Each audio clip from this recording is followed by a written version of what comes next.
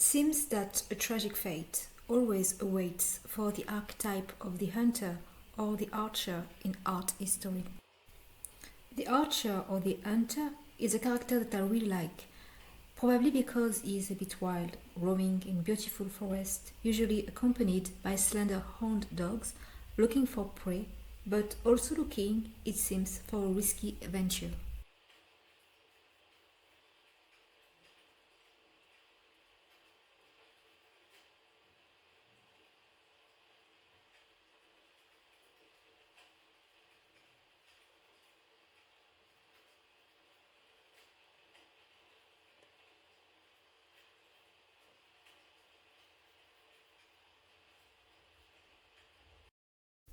He seems carefree, on his own, independent, since he can feed himself by hunting his prey, powerful in a sense, carrying his bow and arrow, capable of finding his life far away from the civilized world, loving solitude and his own company.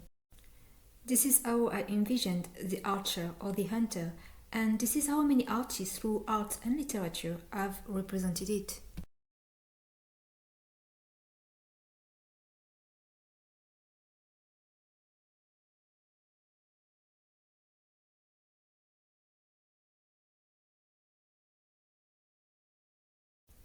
I wanted in this video to give it my twist with this gouache painting, and while I'm showing you the process, I will chat a bit about the meaning of this character.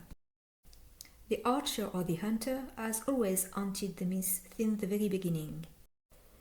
Maybe if you're a stargazer like me, the number one constellation after probably the Ursa Major that you will immediately recognize is the constellation of Orion, the famous Greek hunter, so easily identifiable by the star cluster perfectly aligned and representing his bow. At least I imagine a bow, but some of the representation see also a shield.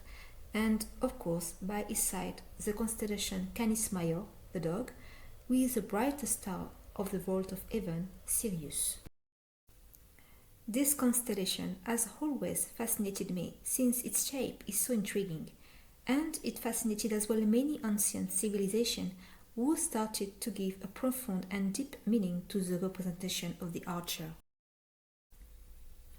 Nature is something wild, unknown, and dangerous, and probably the archer represents a way for humans to domesticate and control this nature aside from farming the ground. The archer is not only capable of killing little prey, but also the biggest animals or beasts menacing humans.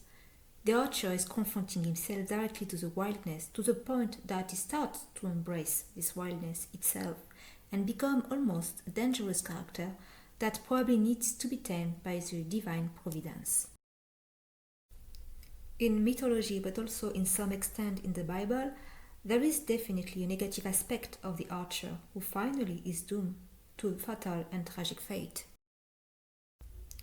But first, a little word about this painting before I dive more on the subject.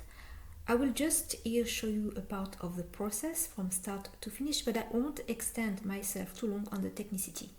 If you wish to see a longer process and some comments on how I achieved this painting, I will upload everything on my Patreon. I finally opened the Patreon where I will upload the footage that cannot make it on YouTube. For your information, I uploaded a long process of my latest oil painting Orpheus. Please check the link in my bio, and thank you again if you support me as well on Patreon.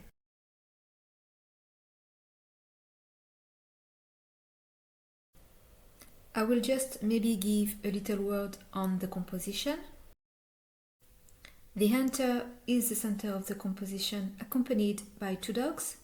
My goal was really to give the feeling of movement for this painting. I wanted to give the impression of the hunter moving his hand, ready to notch his arrow while walking, looking directly at the viewer, defiantly. I gave movement to his hair to enhance the movement of his hands. His legs position, his knees slightly bent, are not static, one a bit behind the other one, giving the impression that he is walking, and also the dog walking behind, moving forward, with their tails and heads in different directions, which give this feeling of speed. It is probably windy since I painted the strand of grass in different directions and I choose a cloudy sky which implies a movement in the sky. The two trees are not at the same level, one a bit forward compared to the other one, unbalancing a bit the symmetry of the composition, giving again the feeling of the movement. If you trace a line with the trees and a line with the archer, the vanishing point is going out of the composition, giving this impression that the hunter is moving forward, going out of the frame in a sense. I won't extend more on the painting techniques. Please head on my Patreon for this part. I will upload the video as soon as possible when I find some time to edit it again, with all the footage included that I couldn't put it here.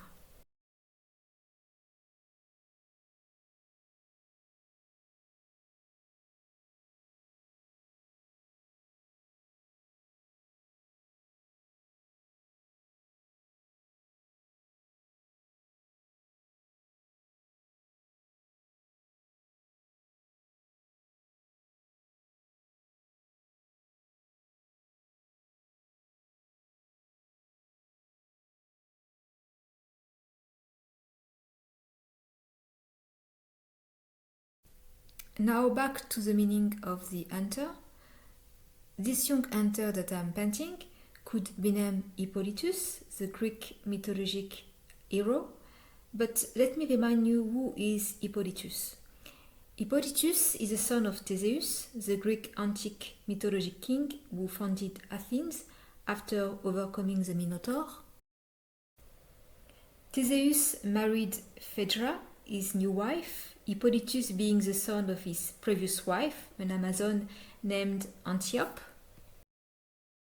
Hippolytus is hated by the pagan goddess Aphrodite because he is devoted to the other goddess Artemis, goddess of the moon, but also the hunt, while Aphrodite is the goddess of love. In the play of Jean Racine, a very famous French author who wrote about this story in the tragedy called Phèdre, Hippolytus is described as a very stoic young man, almost devoid of feelings and chaste. Aphrodite will make his mother-in-law, Phaedra, fall in love desperately with him, provoking his father's malediction and his tragic death.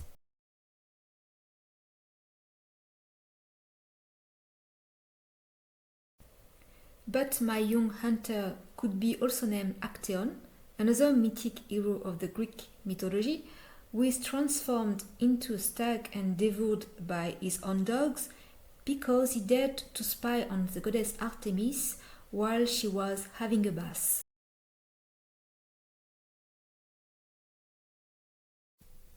The most famous archer that we can find in the Bible is Nimrod, who defied God by constructing the Babel Tower. In other books, he was killed by the son of Isaac, Esau. Then I found out that in the Christian tradition, Saint Sebastian is the saint patron of the archers. For your information, if you didn't know, the Saint Sebastian martyr consisted of his body pierced by arrows. Four different stories, even if Saint Sebastian is not technically a hunter or an archer, but he was a Roman military officer, so probably he was able to handle a bow. Four different tragic fates. Can we relate these four stories in a way that could make sense? It is what I'm wondering. There is something quite antithetic in the story of Hippolytus and Acteon. Hippolytus is virtuous and loved by Artemis, while Acteon is lustful and hated by Artemis. One is guilty from refraining from carnal love, and the other is guilty of carnal desire. But both are hunters, technically, having power over the life of others with their weapon.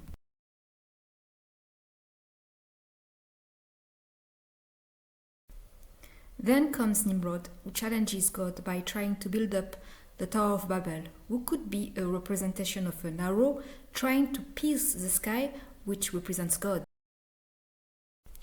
It is again here a question of pride, and an eternal struggle of the human being not accepting his mortal conditions and challenging the divine for this. In a sense, Hippolytus is punished because he does not want love and rejects marriage. Getting married and having children is a way for humans to accept that one day they will no longer be here. Giving life is accepting, in a sense, his own death, but Hippolytus, being a hunter with power of death over other creatures, does not accept his mortal condition. The same applies for Acteon, who thinks he is a better hunter than Artemis. Acteon is in this case guilty of a sense of superiority.